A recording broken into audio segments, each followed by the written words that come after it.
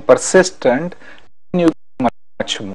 But भी किया जा सकता है, ये बात नहीं है कि आपने अगर गोल सेट किया उसको कभी चेंज नहीं करना है, परंतु उस एक रीजनेबल ट्रायल देनी चाहिए. It will depending on the goal, कि फॉर एग्जाम्पल आपको एक पोस्ट पोजीशन हासिल करनी है, या तो फॉर एग्जाम्पल बिजनेस में सफलता प्राप्त करनी है जी. तो अगर आप हर 3 महीने बिजनेस को चेंज करते रहेंगे तो वो राइट नहीं है. क्योंकि एक बिजनेस में आपको सक्सेस मिले, कुछ रिजल्ट्स मिलने लगे, 1 साल लग सकता है, 2-3 साल भी लग सकते हैं जी. तो हमें सोचना चाहिए कि भाई ये बिजनेस है तो उसके लिए एक रिजनेबल टाइम कितना है. मेरे पहले भी जिन्होंने बिजनेस किया है तो कितने समय में उन्होंने सफलता प्राप्त की है. अगर रिजनेबल पीरियड 2 साल का है तो 2 साल तक आप सचमुच एफर्ट करते रहिए, होप को लूज नहीं करिए, और एफर्ट करते रहेंगे तो एक बार आपको सफलता मिलेगी. इसी से मुझे एक बहुत ही अच्छा एग्जांपल याद आता है. कहते हैं कि कोलंबस भारत को ढूंढने के लिए निकला था. काफी समय बीत गया, इतना समय बीत गया कि जो उसके सारे साथीदार थे कि वो भी सभी सोचने लगे कि शायद हम ये असंभव है, हम भारत के किनारे पर कभी नहीं पहुंचेंगे. यहाँ तक कि वो सभी उसके अगेंस्ट हो गए.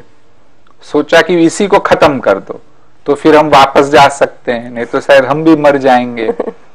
तो जब उसमें एक रिवॉल्ट हो गया तो कोलंबस सबके बीच में खड़ा हुआ और उन्होंने कहा, मेरे दोस्तों आप मुझे 1 महीने का समय दो. अगर 1 महीने में हम भारत के किनारे पहुंचे तो अच्छा है, नहीं तो हम वापस पहुंच जाएंगे, ठीक है, वापस चले जाएंगे. इतिहास इस बात का साक्षी है कि वह 7 दिन में अमेरिका के किनारे पहुंच गए. कहते हैं कि if you don't lose your hope you will find your America. बिल्कुल. तो इसलिए परसिस्टेंट रहना तो बहुत ही जरूरी है. लक्ष्य को रखो और परसिस्टेंट एफर्ट्स करते रहो. बिल्कुल बिल्कुल. इसके साथ ही मेरा दूसरा क्वेश्चन यही था आपसे कि क्या लक्ष्य को चेंज कर लेना चाहिए, किन सर्कमस्टांसेस में लक्ष्य को हम बदल सकते हैं, लक्ष्य को बदली कब करनी चाहिए या नहीं करनी चाहिए. लक्ष्य को जैसे कहा कि भी बदली तो कर सकते हैं, परंतु सचमुच देखे कि हमने कितनी उसमें रिजनेबल एफर्ट की है.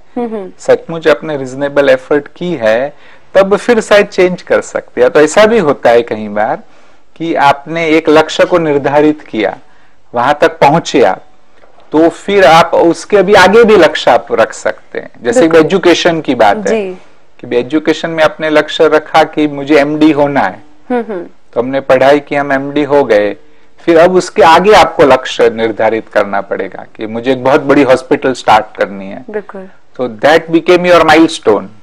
अपने एजुकेशन प्राप्त कर लिया, वह आपका माइलस्टोन हो गया, और अभी आपका जो गोल है वो आगे भी बढ़ा है. जी डॉक्टर साहब, एक और बात मैं आपसे जानना चाहती हूँ कि लक्ष्य को निर्धारित करते हैं जब हम, तो सभी चीजों की अच्छे से तैयारी कर लेनी चाहिए, प्लानिंग कर लेनी चाहिए, और उसके बाद ही उसके लिए एफर्ट्स करने शुरू करने चाहिए. क्या ये सोच बिल्कुल ठीक है? कुछ हद तक तो प्लानिंग करना ठीक है, प्रिपरेशन जरूरी है. लेकिन कई लोग ऐसे भी होते हैं कि जब टोटली मैं प्रिपेयर हो जाऊं, सब सारे सर्कमस्टेंसेस मेरे लिए फेवरेबल हो, तब ही मैं इसको स्टार्ट करूंगा, तो वह अप्रोच भी गलत है. ऐसा कभी भी नहीं होगा. एक सिंपल एग्जांपल लेते हैं कि भी आपको यहाँ से स्टूडियो से साउथ दिल्ली में जाना है जी. और आप ये सोचो कि जब सभी लाइट सिग्नल्स क्लियर मिल जाए, सब ग्रीन लाइट्स मिले, तभी मैं अपनी कार को स्टार्ट करूंगी, तो असंभव है. आपको एक बार तो कार को स्टार्ट करनी होगी. भले आपने प्रिपरेशन किया है कि ठीक से पेट्रोल है या नहीं, और सब चीजें ठीक है, लेकिन फिर बीच में आपको रेड लाइट्स मिलनी है जहां रुकना भी पड़ेगा, और फिर आगे बढ़ेंगे. तो ऐसे जीवन में भी गोल निर्धारित करने के बाद भी हमें बीच में रुकना पड़ता है, समस्याएं भी आती है, और फिर से हमें आगे बढ़ना चाहिए. तो ना जिसको कहते हैं इंपॉर्टेंस ऑफ टेक ऑफ है ना. टेक ऑफ थोड़ा प्रिपरेशन करिए, सोचिए, ऐसे ही नहीं कि without anything you start thing. जितना हो सके रिजनेबल प्रिपरेशन किया है, but then no it's really very significant to start your journey. जी, कुछ लोग सोचते हैं कि safety is the first, it comes first, तो वो बिल्कुल रिस्क नहीं लेना चाहते. लक्ष्य निर्धारण में रिस्क फैक्टर कितना मैटर करता है? बिल्कुल सेफ प्ले करना चाहिए, उसके लिए गोल छूट जाए, धूमिल हो जाए, छोटा रखना पड़े, ये कैसे, आप क्या कहना चाहेंगे इस बात पे? ये जो स्लोगन तो अच्छा है, safety first, but that comes in different contest. जैसे भी कंपनी है कि भी जहाँ पर प्रोडक्शन हो रहा है तो भी वहां यह है कि भी सेफ्टी के मेजर्स को सबसे पहले अपनाओ। हाँ, एक भी एक्सीडेंट नहीं हो, अच्छा है। परंतु लाइफ का जहां तक सवाल है कि भी लाइफ में हमें रिस्क लेना पड़ेगा। एक सिंपल सी बात अगर करे, कहते हैं ना शिप्स जो है वो हार्बर में बिल्कुल सेफ है, किनारे पर रख दो एकदम सेफ है, कोई प्रॉब्लम नहीं होगा। लेकिन उसको तैयार इस पर्पस के लिए नहीं किया गया है जी ना, उसको अंदर समुद्र में जाने के लिए तैयार किया गया है। प्रॉब्लम्स भी हो सकते हैं परंतु वह करना होगा। और यहां तक भी कहते हैं कि भी शिप्स ऐसे पड़े रहे ना तो जल्दी खराब हो जाते हैं ना, if you are using them तो उसमें खराबी भी कम आती है। तो ऐसे जीवन के अंदर भी कुछ तो हमें रिस्क लेना ही होगा। भल रिस्क को मिनिमाइज करना ठीक है परंतु रिस्क लेना होगा, उससे हम सीखते भी है। जब रिस्क लेते हैं कोई प्रॉब्लम्स भी आते हैं तो उल्टा हमें स्ट्रांग बनाता है, बिल्कुल वो आगे बढ़ने के लिए हमें एक्सपीरियंस देता है। बहुत से लोग अपना एक लक्ष्य रख लेते हैं, एक टारगेट रख लिया उन्होंने और उसके लिए वो कंटिन्यूअसली एफर्ट्स कर रहे हैं, लेकिन बीच में कहीं कहीं कुछ कंफ्यूजन्स रहती हैं। तो उसके बारे में आप क्या कहना चाहेंगे? बहुत से केसेस ऐसे हैं, मेरे फ्रेंड्स में हैं, बहुत से केसेस ऐसे हैं कि उनका एक एम है, एक गोल सेट है, उसके लिए एफर्ट्स चल रहे हैं, लेकिन फिर भी माइंड कंफ्यूज है, कहीं किसी चीज को लेके कोई दिक्कत है। जी, तो उस विषय पर क्या कहेंगे आप? जब कंफ्यूजन हो तो भी आप एफर्ट तो करते रहो, बिल्कुल, क्योंकि हमें जब तक पता नहीं है, जब हमें रियलिटी का पता चलता है तब कहीं कंफ्यूजन हमारे खत्म हो जाते हैं। एक मैं आपको डिफरेंट टाइप ऑफ एग्जांपल देता हूँ जिससे भी ये बहुत ही clear, it's quite an inspiring example, कि जब तक हमें सत्य का पता नहीं होता है तब तक हमारी सोच चलती रहती है, तब तक हम कंफ्यूज भी होते रहते हैं। एक बहुत ही पहुंचे हुए गुरु थे, वो अपने शिष्य के साथ जा रहे थे, तो एक गांव में गए तो रात के समय एक बहुत ही पैसे वाले की हवेली के पास पहुंचे। ठीक है। और उसको रिक्वेस्ट की कि भाई एक रात भर हम यहाँ रह सकते हैं। उसने सोचा क्या बला आ गई कि भी इसको रात भर रखना पड़ेगा, तो सन्यासी है। तो एकदम ही बेसमेंट में बहुत ही एक स्टोर रूम जैसा था, बिल्कुल डिस्टर्ब था। तो कहा भले तुम वहां पर रहो। और अंत का जो बचा हुआ खाना था, हाँ वही बचा कुचा एकदम ठंडा खाना है, थोड़ा उनको दे दिया और कोई उनसे बात भी नहीं की। उनके व्यवहार से मालूम पड़ रहा था कि भी ये डिस्टर्ब है। परंतु गुरु तो एकदम ही डिटैच थे, जैसे वहां गए भले कुछ भी नहीं था, खाली खटिया में सो गए, नींद आ गई। शिष्य को नींद आई नहीं, हाँ सोचता रहा कि ये इतना पैसे वाला है लेकिन थोड़ा सा भी हमारे लिए नहीं कर रहा है। तो फिर 1 घंटा हुआ तो गुरु उठ गए और उन्होंने देखा कि वहां पर बेसमेंट में एक पिलर था ना, वो टूटा हुआ था, सारा खड्डा भी कुछ हो गया था। तो यहाँ वहां से मिट्टी इकट्ठी की, सीमेंट इकट्ठा किया और वो पिलर को अच्छी तरह से भरने लगे। हाँ खूब मेहनत की, 2-3 घंटे में उसको अच्छे से पिलर को भर दिया और फिर थोड़ी देर सो गए। हाँ शिष्य को तो करीब करीब नींद आई नहीं। सवेरे हुआ तो एकदम बस साक्षी भाव से चलने लगे जी। तो शिष्य ने कहा कमाल है गुरुजी आप, कि भी इतना खराब आदमी है नहीं, हमको ठीक से खाना भी नहीं दिया और तुमने रात भर जाग करके उसके मकान की मरम्मत कर दी, मेरी समझ में नहीं आता, मैं कंफ्यूज हूँ, आपने ऐसा क्यों किया, आप तो पहुंचे हुए गुरु है। तो गुरु ने कहा कि भी समय ही तुझे बताएगा कि भी इसका राज क्या है, समय बताएगा कि भी क्यों मैंने ऐसा किया। फिर चलते चलते उस रात को है एक दूसरे गांव में गए जी। तो वहां एक बहुत ही गरीब व्यक्ति था, उसकी कुटिया के पास पहुंचे और फिर से ये कहा कि वे हम एक रात यहाँ रह सकते हैं। तो वह तो गरीब व्यक्ति था लेकिन बहुत खुश हो गया। हाँ स्पेशली गरम गरम खाना बनाया और उनको खिलाया। भाई एक ही खटिया थी तो भी कहा कि भी गुरुजी आप यहाँ पर सो जाओ, हम लोग भले नीचे सोएंगे, और बहुत अच्छी तरह से उनको रखा। और जब सवेरा हुआ तो देखा कि भी उनकी भैंस मर गई, एक ही भैंस थी। हाँ वो एक ही भैंस उनकी मर गई और बहुत रोने लगे ना, बहुत दुखी हो गए, वही एक ही सहारा था उनका। लेकिन तो भी गुरुजी कुछ नहीं बोले, बस एकदम निष्पक्ष भाव से जैसे कुछ नहीं हुआ है चलने लगे। तो शिष्य ने फिर से कहा कि अरे मेरी समझ में नहीं आता है कि आप इतने पहुंचे हुए गुरु है, ये इतना अच्छा व्यक्ति था, तो तुम उसकी भैंस को भी नहीं बचा सकते थे, बिल्कुल है ना, इतना भी तुमने अच्छा काम नहीं किया, तुमको इतनी भी रहम नहीं आई कि तुमने उसको इतनी मदद की, अभी वो बेचारे क्या करेंगे, दोनों बूढ़े हैं, कैसे अपना जीवन निर्वाह करेंगे। तो फिर से गुरु ने कहा कि समय ही इस बात को स्पष्ट करेगा, अभी तेरी समझ में नहीं आएगा। जी, मेरी समझ में भी नहीं आया अभी। आगे तो शिष्य कहने लगा कि आप मुझे बताओ, मैं तो एकदम कंफ्यूज हो गया हूँ इससे कि भी क्या हुआ। तो गुरु ने कहा देख मैं तुझे समझाता हूँ कि जो हम जब सोने लगे, मुझे तो 1 घंटा नींद आ गई वो पैसे वाले के घर में।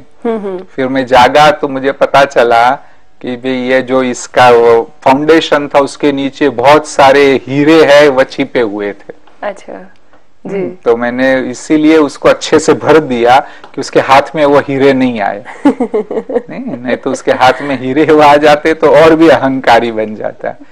इसलिए मैंने उसको वास्तव में छिपा दी और कुछ नहीं किया मैंने। फिर कहा कि भी चलो वो तो ठीक है, लेकिन उसकी भैंस मर गई, उसका क्या, तुमने उसको क्यों नहीं बचाया। तो कहा देख कि भाई आधी रात हुई तो यमराज वह बुढ़िया को लेने के लिए आए थे। अच्छा हाँ, लेकिन मैंने उनको समझा दिया कि भी तुम इनको नहीं लेके जाओ। उन्होंने कहा हम खाली हाथ तो नहीं जा सकते हैं कुछ तो फिर मैं कहा अच्छा तुम इस भैंस को ले जाओ, लेकिन बुढ़िया को छोड़ दो है ना। तो बुढ़िया की जान बच गई, लेकिन वो भैंस को ले गए। तो लेकिन कहा अरे गुरुजी अभी तो उनका एक ही सहारा था, वो चला गया, अभी वो बेचारे खाएंगे क्या। तो कहते तेरी समझ में नहीं आएगा कि भी जब वो पैसे वाला था ना, उसके पास से मैंने 10-15 कीमती हीरे निकाल लिए थे और अब जब इसी के खटिया के नीचे मैंने रख दिए।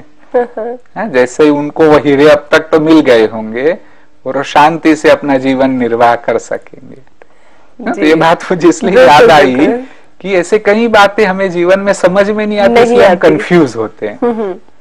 तो अगर क्लैरिटी माइंड की लाए थोड़ी नहीं, और समय कई बार उस बात को स्पष्ट करता है। तो जब गोल एक बार निर्धारित किया तब कंफ्यूज नहीं हो, बस एफर्ट करते रहे। आप एफर्ट प्रॉपर वे में सिस्टमेटिकली एफर्ट करते रहो तो सफलता तो जरूर मिलेगी। अगर कंफ्यूजन हो तो यही सोचो, गुरुजी की बात याद करो कि वक्त ही स्पष्ट करेगा कि इसका क्या क्यों ऐसा हुआ। बिल्कुल। इन कंफ्यूजन्स के अलावा बहुत बहुत टाइम क्या होता है कि डिफरेंट अट्रैक्शंस, आकर्षण हमें हमारे पथ से विचलित करते हैं, कोशिश करते हैं। तो इस बारे में आप क्या कहना चाहते हैं? भी बताओ, इससे पहले जो कंफ्यूजन की बात चल रही थी ना, उसको भी बताना चाहता हूँ कि भी कई बार ये देखा गया है कि भी आज मैंने एफर्ट की, 2 साल मेहनत की, बिल्कुल, परंतु उसमें मुझे सफलता नहीं मिली। परंतु हो सकता है कि भी दूसरे 10 दिन में आप एक हाई जंप लगा के वो चीज आपको मिल जाए। कईयों ने कहा कि हमने जो गोल निर्धारित किए थे दिखाई नहीं दे रहे थे कि हम उसे अटेन कर पाएंगे या नहीं, परंतु अचानक ऐसी घटनाएं हुई, ऐसी परिस्थितियां आई कि 10-15 दिन में उस गोल को हमने हासिल कर लिया। बिल्कुल। तो इसलिए हमें कंफ्यूज नहीं होना है। और ये जो बात आप कहते हैं डिफरेंट कई अट्रैक्शंस होती है, ये भी देखना है कि भी गोल को हमें हासिल करना है। जैसे विद्यार्थी है जी, भी स्टूडेंट ने यह लक्ष्य रखा कि मुझे 90% आने चाहिए, वो एफर्ट भी कर रहा है। जैसे ना अभी वर्ल्ड क्रिकेट हुई जी, तो तब अभी वो भी एक अट्रैक्शन है। बिल्कुल कि भाई वो देखने बैठ जाएंगे तो फिर आपका वो जो बेसिक गोल है वो खत्म हो। एग्जाम्स में ही क्रिकेट मैच आती है हाँ, या तो और भी कई ऐसे छोटे छोटे अट्रैक्शंस हो सकते हैं। वो छोटे छोटे अट्रैक्शन पर हमें जरूर कंट्रोल प्राप्त करना चाहिए। इसमें भी एक हंसी की बात याद आती है जी, क्रिकेट की बात है। इस कहते हैं कि भी एक बार एक स्कूल में इंस्पेक्शन था, तो वो इंस्पेक्टर आए और जो सबसे बेस्ट स्टूडेंट था ना उसको खड़ा करना था। तो कहा कि भाई कौन है, खड़े हो जाओ। तो एक लड़का खड़ा हो गया, फिर उसको प्रश्न पूछा तो उसे जवाब नहीं आया। तो कहा तुम इतना बेस्ट स्टूडेंट माना जाता है और तुमको भी जवाब नहीं आता है। तो काबो कहता सर सर सर मैं बेस्ट स्टूडेंट नहीं हूँ। वो बेस्ट स्टूडेंट तो क्रिकेट देखने के लिए गया है। अच्छा है ना, वो तो क्रिकेट देखने के लिए गया है, तो इसलिए मुझे उत्तर नहीं आता है। तो फिर उन्होंने टीचर को पकड़ा, टीचर को कहा कि भी ऐसा तुमने क्यों होने दिया, है ना, बेस्ट स्टूडेंट को क्यों जाने दिया, इंस्पेक्शन है पता नहीं। तो टीचर भी डर गया। टीचर ने भी कहा कि सर सर प्लीज मुझे माफ कर देना, मैं भी रियल टीचर नहीं हूँ। रियल टीचर तो क्रिकेट देखने के लिए गया है। तो इंस्पेक्टर ने कहा तुमको पता है कितनी बड़ी गलती तुमने की है ना। तुम्हारी ट्रांसफर हो जाएगी। बिल्कुल। लेकिन मैं ट्रांसफर नहीं कर सकता हूँ क्योंकि मैं रियल इंस्पेक्टर नहीं हूँ। रियल इंस्पेक्टर तो क्रिकेट देखने गया है।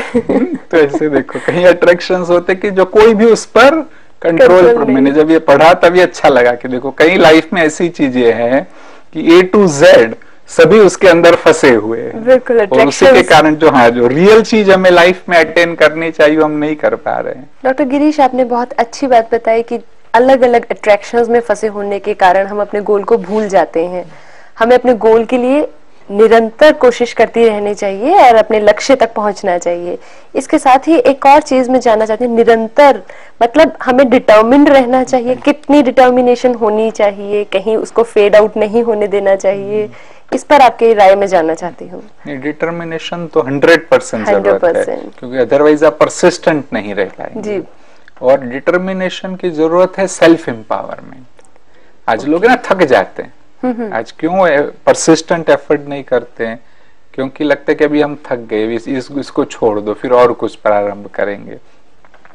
तो इसलिए सेल्फ एम्पावरमेंट होगा तो आपका एनर्जी लेवल भी बढ़ेगा और उससे आप फिर उसमें डिटरमिन्ड एफर्ट कर सकते हैं। और अब ये सेल्फ एम्पावरमेंट के लिए जरूरत है कि आपकी प्रशंसा कब होती है, कि जब आप गोल पर पहुंच गए, नहीं एक बहुत बड़ी चीज आपने कर ली, तब फिर लोग आपको प्रशंसा करते हैं। जैसे नहीं हमारे प्रेसिडेंट है कि जब वो साइंटिस्ट थे और मिसाइल टेक्नोलॉजी पे मेहनत कर रहे थे, कहते इतनी मेहनत करते थे, लोगों से भी मेहनत करवाते थे, जो दूसरे उनके कलीग्स थे उनसे भी इतनी मेहनत करवाते थे।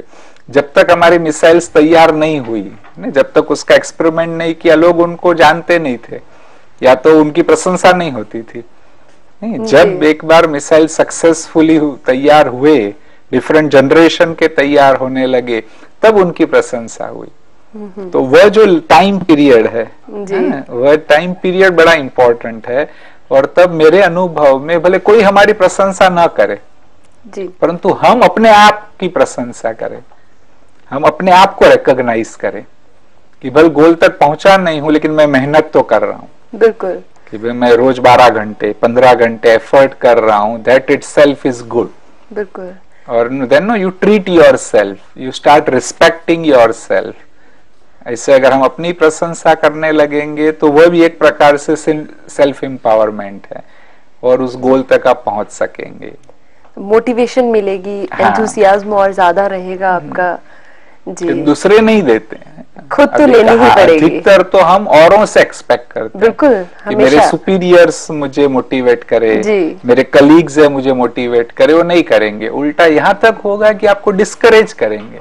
बिल्कुल नहीं, ये होगा कि भी ये होना ही नहीं है, नहीं ये तुम्हारे बस की बात नहीं है। जैसे कहते हैं ना कि बहुत सारे लोग ऑर्गेनाइजेशन में PhD की डिग्री प्राप्त कर लेते हैं विदाउट एनी क्वालिफिकेशन जी, है ना, ये PhD है पुल हिम डाउन। बिल्कुल बिल्कुल। तो ऐसे आप जब भी गोल पर एफर्ट कर रहे ऐसे लोग आपको मिलेंगे कि जो टांग खींचेंगे, परंतु तब भी हमें डिटरमाइंड रहना है। और वो तभी हो सकता है कि जब आप अपने आप की बात को रिकॉग्नाइज करते हैं कि मैं अच्छा हूं, जिसको सेल्फ रिस्पेक्ट भी कहा है कि self respect is a cornerstone of self progress.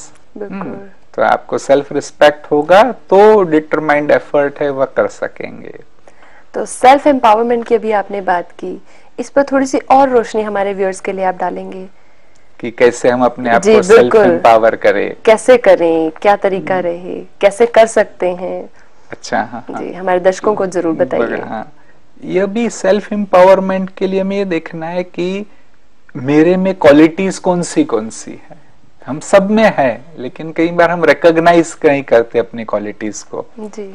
लेकिन थोड़ा अगर हम इंट्रोस्पेक्शन करें कि पास्ट में कब कब आपको सफलता मिली, नहीं क्या आपने कुछ जब पढ़ रहे थे और कोई लेवल में आपने एफर्ट की और आपको सफलता मिली जी, तो उसको भी आप देखेंगे तो सोच सकेंगे कि आज भी मैं सफल हो सकता हूँ। मतलब तब गोल डिफरेंट था, आज गोल डिफरेंट है, परंतु मेरे में वो एबिलिटी है।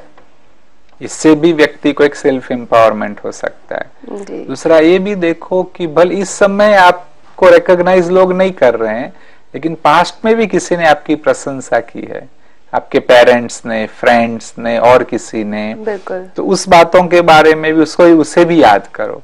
जी। तो इससे भी सेल्फ एम्पावरमेंट मिलेगा। और एक बहुत ही अच्छा सेल्फ एम्पावरमेंट है वो स्पिरिचुअल, बिल्कुल, टू नो योर सेल्फ, जी, ना आप अपने आप को पहचानो कि मैं कौन हूं। और जब हम ये समझ लेते हैं कि मैं एक शक्तिशाली चेतना हूं, I am full of powers, कि जैसे एक अणु में बहुत शक्ति है ना, बिल्कुल, कब, लेकिन वो अणु में शक्ति तो है, यूरेनियम के एटम में ट्रिमेंडस पावर है, लेकिन वो कब वो पावर जनरेट होती है, व्हेन फ्यूजन टेक्स प्लेस, है ना। तो ऐसे ही हमारे में भी जबरदस्त शक्ति है, लेकिन वो कब होती है, जब आप अपने आप को रिकॉग्नाइज करते, when you know yourself, in fact, कि मैं वह दिव्य आत्मा हूं, ये जब हम अनुभूति करते हैं तब वो पावर जनरेट होती है। हाँ, जब तक बस शरीर को मान के ही काम कर रहे हैं तो बस जितनी अपने मेहनत की उतनी ही प्राप्ति होती है, या तो एनर्जी लेवल भी कम हो जाता है। परंतु जब यह समझ करके हम कार्य करते हैं कि मैं दिव्य चेतना हूं, मैं वह एक आत्मा हूं जो अणु के समान है और मैं ही एक कर रहा हूं, इस फीलिंग के लिए अध्यात्म हमारी बहुत हेल्प करता है। बिल्कुल, हाँ, अध्यात्म हमें सेल्फ एम्पावरमेंट के तक पहुंचाता है और वो हमें अपने गोल तक पहुंचाते हैं। इस पर आप थोड़ी सी रोशनी डालिए कि अध्यात्म से ही आपको ये सेल्फ रियलाइजेशन होगा, मेडिटेशन प्रैक्टिस से सेल्फ रियलाइजेशन होगा जी। और सेल्फ रियलाइजेशन वो पावरफुल फोर्स है, न केवल नॉलेज। ये आत्मा की बात हमने जन्म से लेके सुनी है, परंतु कभी अभ्यास नहीं किया जी। अध्यात्म में आवश्यकता है कि हम उस अभ्यास को करने लगे, और बस एक बार 1 सेकंड भी ये रियलाइजेशन हो गया तो आपको लगेगा कि कितनी जबरदस्त शक्ति मेरे में आ गई कि मैं कोई भी गोल को हासिल कर सकता हूँ। और इसके लिए भी चाहिए भी, कई लोग कहते हैं कि ये सब करने के लिए माइंड को कंट्रोल करना पड़ेगा, लेकिन मैं सोचता हूँ वो जरूरी है कि कुछ तो, क्योंकि हमारे संस्कार हो गए हैं जी, तो माइंड को एक बार तो आपको थोड़ा कंट्रोल करना पड़ेगा। अगर आप मन को कंट्रोल नहीं करेंगे तो मन आपको फिर कंट्रोल करेगा, आपसे कठपुतली की तरह बहुत कुछ कराएगा जी। और कोई भी कठपुतली बनना नहीं चाहता है, तो फिर क्यों ना हम शुरू से ही माइंड पर थोड़ा सा कंट्रोल प्राप्त करें और सही कर्म करने लगे। सही कर्म करेंगे, राइट संस्कार होंगे और वह संस्कार सदा के लिए हमें काम आएंगे। इस जन्म में भी काम आएंगे, आने वाले अनेक जन्मों में संस्कार काम आएंगे, क्योंकि संस्कार ही हम साथ ले चलते हैं। जी डॉक्टर गिरीश, आपने बहुत अच्छी बात कही कि अगर आप माइंड को कंट्रोल नहीं करोगे तो वो आपको कंट्रोल कर लेगा, और इसके लिए हमें जरूरत रहती है मेडिटेशन की। सेल्फ एम्पावरमेंट तक वो हमें ले जाता है, हमारे गोल तक पहुंचने में हमारी बहुत मदद करता है। इसके लिए, इन सब बातों के लिए आपका बहुत बहुत शुक्रिया। आपने बहुत अच्छी बातें बताई कि अपने आप को कंफ्यूज मत होने दो, डिटर्मिन रहो और एफर्ट्स करते रहो। आप हमारे स्टूडियो में आए और हमें और हमारे दर्शकों को इतनी अच्छी जानकारी दी, इसके लिए आपका बहुत बहुत धन्यवाद। धन्यवाद, थैंक यू। अगले एपिसोड में हम चर्चा करेंगे प्रैक्टिकल स्टेप्स के ऊपर, तो तब तक के लिए दीजिए इजाजत। धन्यवाद।